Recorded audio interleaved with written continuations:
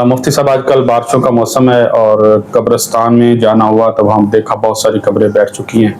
तो लोग मसला भी मालूम कर रहे हैं कि जो कब्रें बिल्कुल बैठ चुकी हैं, कई कब्रों की दीवारें गिर चुकी हैं, तो इन कब्रों के अंदर पानी चला गया है, तो इनका कब्रों का शरई हुक्म क्या है कि ऊपर उसी तरह मिट्टी डाल दी जाए या दोबारा खोल के नए सिरे से कब्र बनाई जाए? तो लोगों की शरई रहनुमाई फरमा दें ताकि लोग अपने प्यारों की कब्रों को दोबारा से सही तरीके से वो उसको सही कर सकें।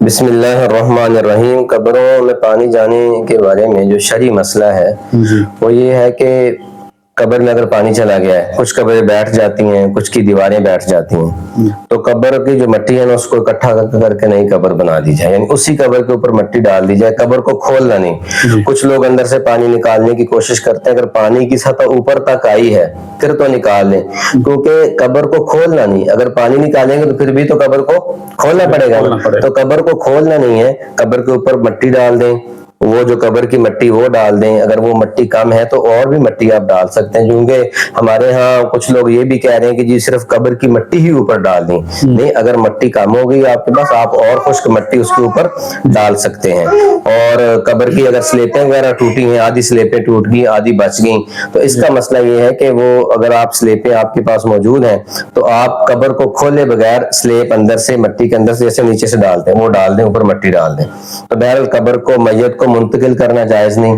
कब्र को खोलना जायज नहीं है, कब्र को खोल के सफाई करके नए सिरे से बनाना भी जायज नहीं है। लिहाजा उसी कब्र के ऊपर नई मिट्टी डाल दी जाए और कब्र को दोबारा से बना दिया जाए। और इस बात का ख्याल रखा जाए कब्र को ज्यादा ऊंचा ना बनाया जाए। साइडों पे आप अगर पक्की ईंटें लगाना चाहें दरमियान वाली कब्र कच्ची छोड़ के, तो वो लगाना भी जायज है।